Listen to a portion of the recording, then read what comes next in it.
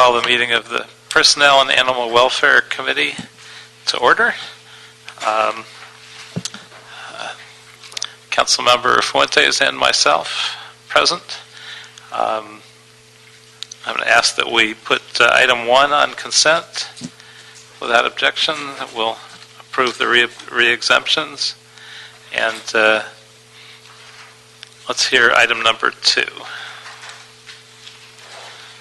Item number 2, CAO reports relative to substitute and in lieu position authorities needed in 2013-14.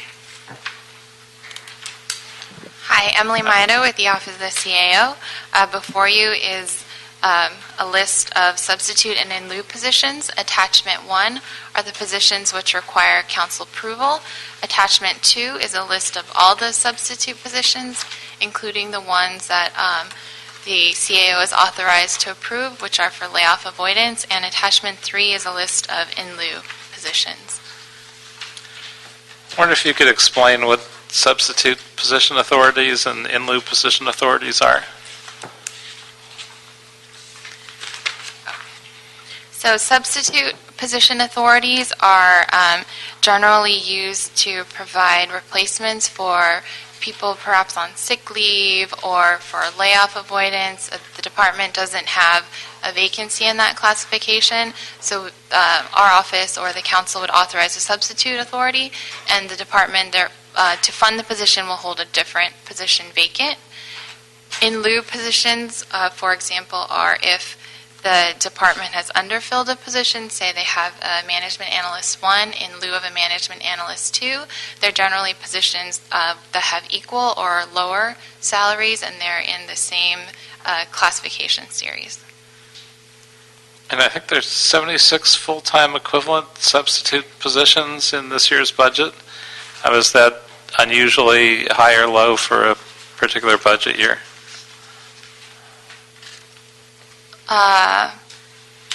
I don't have the counts for the previous years, but it is not unusual to have a large list of substitutes. It depends on the department's needs and their workloads, and also if say positions were eliminated, but for layoff avoidance, we've activated substitute authorities until a position in the appropriate classification becomes available. And what happens in the case of sick leave? When the person comes back, what happens to that position?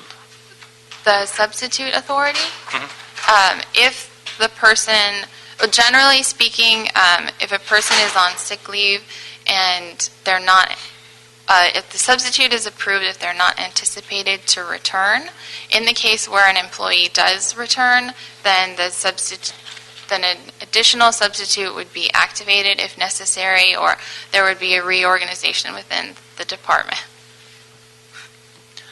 Okay. It would not result in a layoff. Okay, very good. Mr. Fuentes, any questions? I'd move the item. So that'll be approved without objection. So we'll approve the CAO report. Item number 3. Item 3, CAO report and 2013-14 unfreeze resolution relative to ensuring specific positions are held vacant.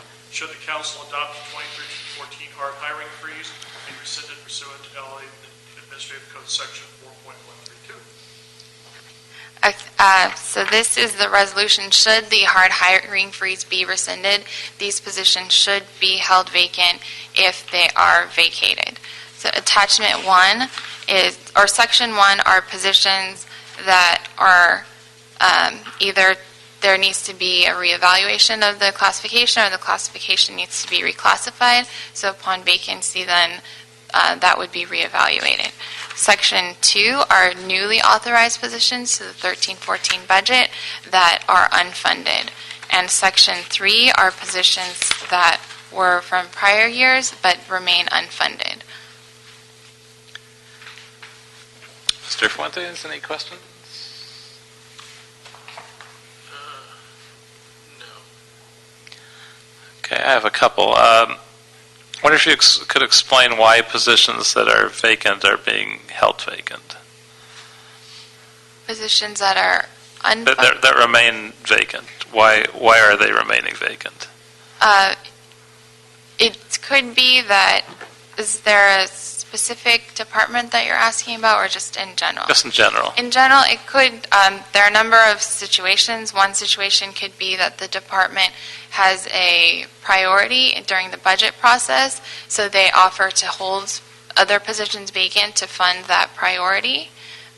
It could also be that funding is not currently available. Like, it's a program that's going to be revenue generating that hasn't started. So once the revenue is generated, then the department would submit a report to council that requesting that those positions, that they be able to fill those positions. Okay, and I think the report mentioned that there's a possibility the hard hiring freeze might be lifted. Do we know if that's possible, and if so, if that might happen this year? Oh, no, the report is stating that if the hard hiring freeze was lifted, then these positions would still need to be held vacant. It's not commenting on whether or not the freeze would be lifted, or recommending that the freeze be lifted. So it's not anticipating that that's going to happen anytime It's soon. the very backstop of it. So if in the case where the hard hiring freeze was lifted, then these positions should be held vacant, but it doesn't anticipate that the freeze be lifted. Well, maybe wishful thinking on our part, reading that into it. I know there's a number of newly authorized but unfunded positions in the city attorney's office. Yes. Are we anticipating that with a new city attorney that we'll be looking for opportunities to fund that? Is that anticipated, or is that not being discussed? Our office is working with the city attorney to identify funding for these positions to enable them to fill them. Very good. And I think there's 43 unfunded traffic officer positions. Are these being filled by part-time officers, not being filled at all? What are we doing with these The positions? funding for these positions was transferred to the as-needed account to fund the part-time traffic officer program. So, and how many part-time officers do we have as a result? It's the equivalent to 150 part-time officers. Okay. I wonder if we could get a report back on where they're being dispatched and on the past administration's traffic officers at key intersections program, and whether that's continuing or anticipated to continue, and how well that worked in the past. And one last question. There's 2 principal transportation engineer positions that aren't being funded. What areas do they cover? What would those positions have done? The regular principal transportation engineer is that funding is being used as part of the department's reorganization. So it's to fund the resolution for the assistant general manager. The second principal transportation engineer is an SBRF position, and I believe that was assigned to, one moment. What's SBRF? The Special Parking Revenue Fund. And that position is assigned to the Parking Operations and Management Plan, but that position is currently vacant, or has been vacant. So what would that position have done if it were funded? I have to get back to you on that. But my understanding... Is it permit parking? It's the Parking Operations and Management Plan, but my understanding is that this position has been vacant for a while and that the workload has been absorbed by the existing employees. That holding this position vacant will not impact the 13-14 workload. But I can get you additional information. Yeah, I'm just wondering if it has anything to do with permit parking, because I think that's an area that certainly highly impacts my district, and I'd like to see more some beginning of refunding that and getting that program more up and running again. So, I can find out for you. okay. All right. Well, Mr. Kretz, I do have a question. Okay, go. I'm sort of just forgive me for not understanding this. So there's the provision here that says that if a hard freeze were to be lifted, that these vacant positions should remain vacant. Do we eliminate positions? I mean, if we're all agreed that some of these positions should be vacant, going forward, why do we even keep them open? That's an excellent question. So,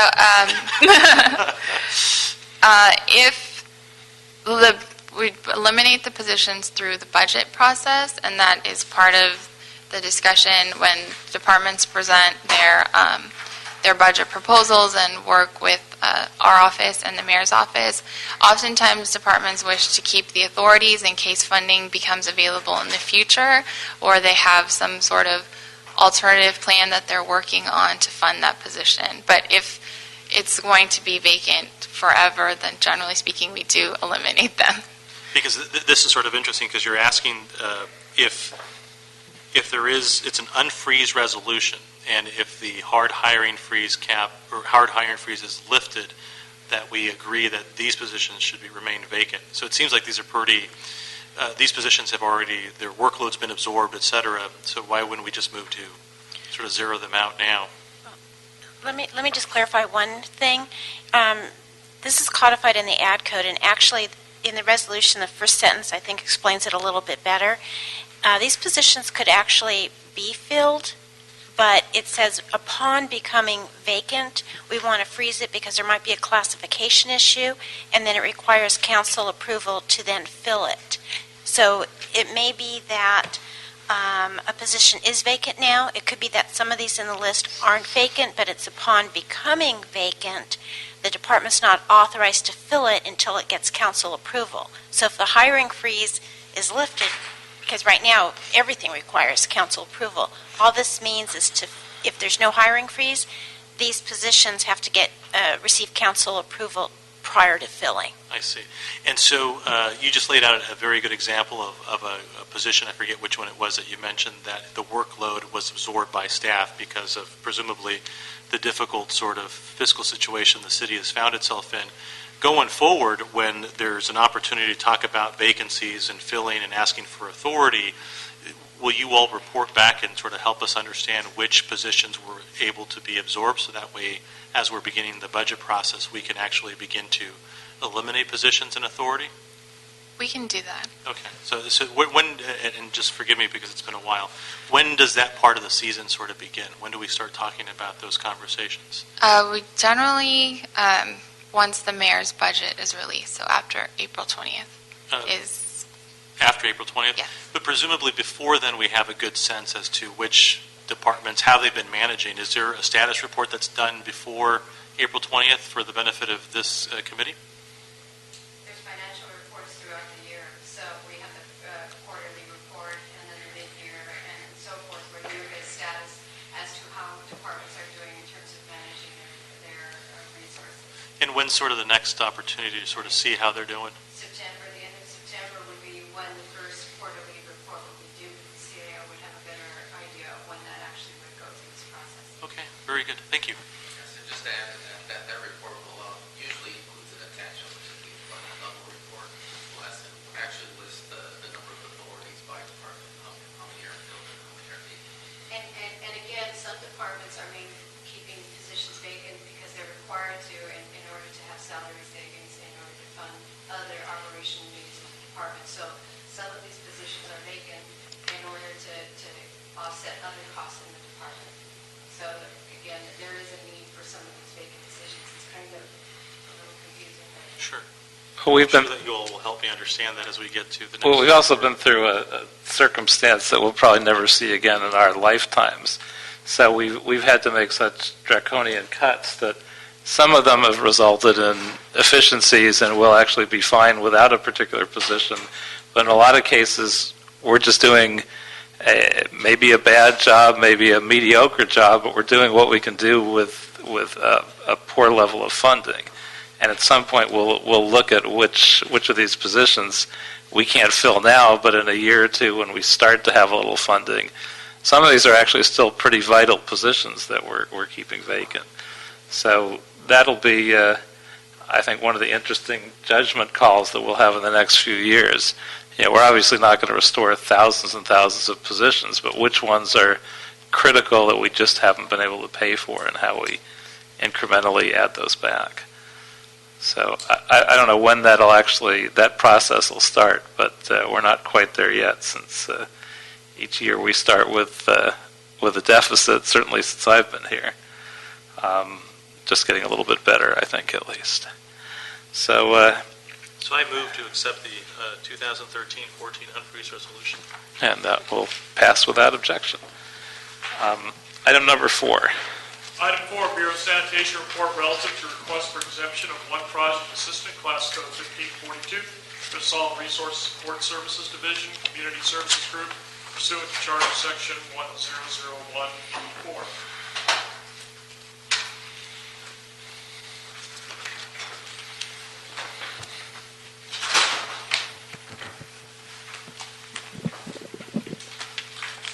Good afternoon.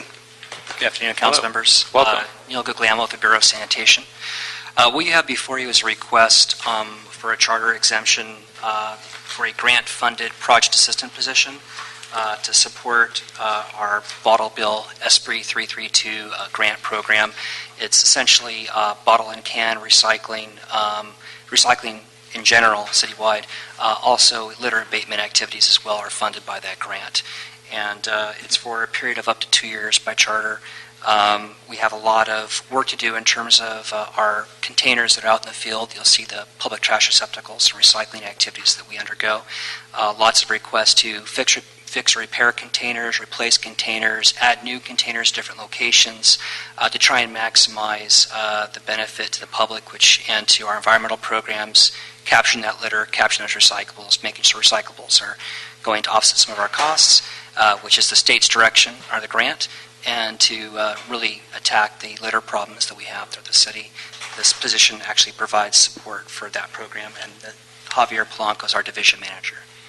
So the grant is directly from the funds from the bottle bill at the Correct. state level. The California Redemption Value, the CRV monies.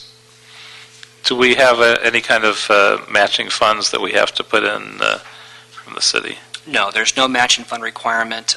We file for the annual grant amount. The amount will vary based on the number of participating jurisdictions. Especially these last several years, we've noticed that more and more cities and counties have been participating in the program and help fund their recycling litter abatement programs. So as a result of that, the amount has gone down somewhat each year. But we are still receiving several $100,000 a year from the state for recycling and litter abatement. Very good. Mr. Fuentes? So the position, will it liaise with all of the council districts, or is it just, it says here that it's sort of in pedestrian-heavy sort of areas. Is there a focus in particular council districts? Yeah, this position will liaison with all council districts that need the service, because we had taken, the Bureau of Sanitation had taken over the service that was formerly provided by street services, and so there was containers that were distributed at that time and certain council districts that had the heavier pedestrian traffic, so we took over that service, and it's a demanding service, and there's a lot of containers out there that need servicing. I mean, With higher business. pedestrian traffic, so it seems like you're focusing on BIDs in areas like that. I mean, is the 7th Council District, for example, does it have a high pedestrian sort of area that you all can identify? Or are we talking more, like Hollywood? I mean, what's a pedestrian-heavy area look like? Well, there's even in the Toy District, that's a heavy pedestrian area. Along Alvarado, it's another heavy pedestrian area as well. Anything in the 7th that comes to mind? I would say our commercial corridors will tend to have more of the public receptacles, and then areas where there's access to lots of transit. So transit-dependent areas will have more receptacles as well. And what we do now is we work with community groups, council offices, and others to look at the placement of the containers and the frequency of collection, because the higher the traffic in that area, the more frequent the container may have to be serviced. It might be once a week, but it could be as frequently as once a day or something. It really all is dependent upon access our vehicles would have to those containers, the amount of traffic, and then the collections that we're seeing coming from that. We also look at different types of containers too, whether they open baskets, which were largely the street services program, or we also have we call gravity lock containers where they're open from the side, closed on the top. We can service them with an automated side loader truck, which is pretty cool. It means you can go up, grab the container, dump the load, put it back down. Or we've also employed big belly type solar compacting containers, which really are more better for, say, litter abatement and trash purposes, less so for recyclables, because that solar compaction, you'll break the bottles, and so that contaminates the recyclables. So does the grant provide for the bins and maintenance of the bins? The grant can be used in support of the program, whether it's the salaries of staff or for containers or other equipment. Okay, so what we're approving here is the position for managing the grant, the program assistant, but do you also have monies available for the containers and that sort of Yes. thing? Very Yes. good. Be very interested in talking to you about the 7th Council District. Okay. And I could provide a map of all the areas where we have the distributed containers, and I believe that we do have areas in CD7 as well. Very good. Thank you. Yeah. Thanks. Very good. So we'll approve the request for exemption without objection. And lastly, I have one member of the public who would like to speak under public comment, Phyllis Doherty.